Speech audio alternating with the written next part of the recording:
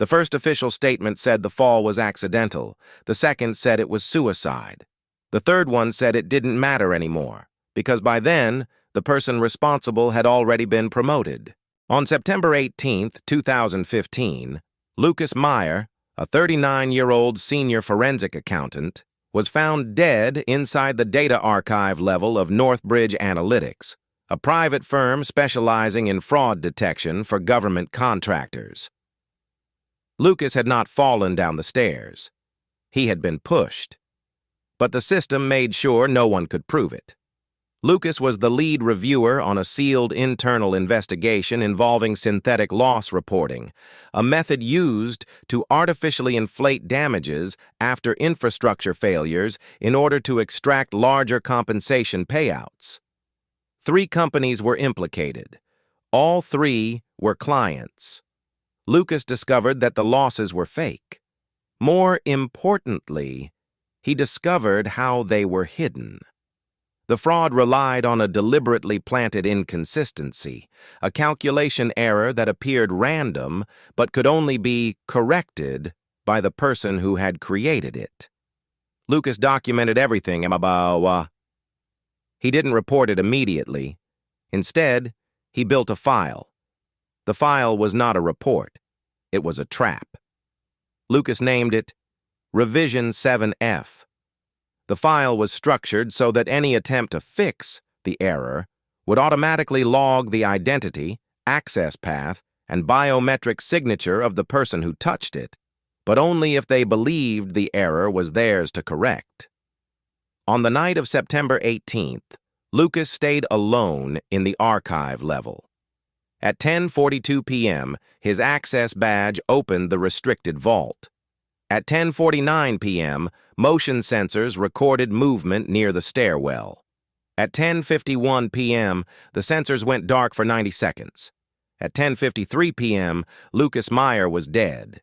Cause of death was listed as fall from height. The medical examiner noted bruising on the upper arms. It was attributed to impact. Lucas's supervisor, Helen Crow, was the one who found him. She told investigators she heard a noise, went to check, and discovered Lucas at the bottom of the stairs. She cried during the interview. She also signed the internal closure report. By midnight, Lucas's workstation showed activity. At 11:07 p.m., Revision 7F was accessed. At 11:09 p.m., the planted inconsistency was corrected. At 11:11 p.m., the system logged Lucas Meyer as the author of the correction.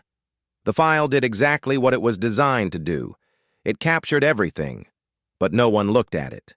The company's internal review concluded Lucas had discovered an error, attempted to fix it alone, panicked, and fell. The fraud investigation was quietly terminated. The clients were cleared. Helen Crow was promoted to Director of Compliance 3 months later.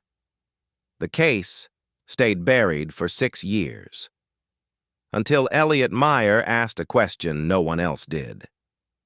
Elliot was Lucas's younger brother, a software engineer. He never believed the accident story. In 2021, while settling Lucas's digital estate, Elliot found an encrypted external drive hidden inside an old technical manual. There was only one file on it, Revision 7F. It required a biometric key, Lucas's. Elliot had it, because Lucas had recorded it years earlier, in case something happens. When Elliot decrypted the file, he found not a report, but a sequence, a timeline. Revision F had activated its final protocol at 11:07 p.m. on the night of Lucas's death. The biometric signature was clear. The access was not Lucas. It was Helen Crow.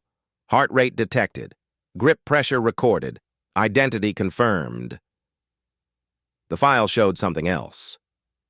At 10:48 p.m., Helen Crow's badge accessed the archive level, a fact missing from official logs. At 10:51 p.m., the motion blackout aligned exactly with her access window. Lucas hadn't fallen. He had confronted her. She pushed him. Then she finished the fraud and made Lucas the culprit.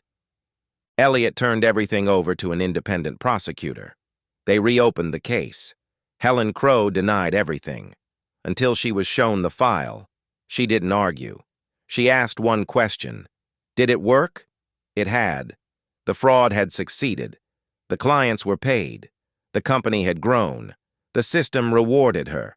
Helen Crow was convicted of second-degree murder and obstruction of justice. The fraud charges were never filed. They were time-barred. Lucas Meyer's name was cleared, posthumously. The final audit report contained one line: "The system functioned as designed."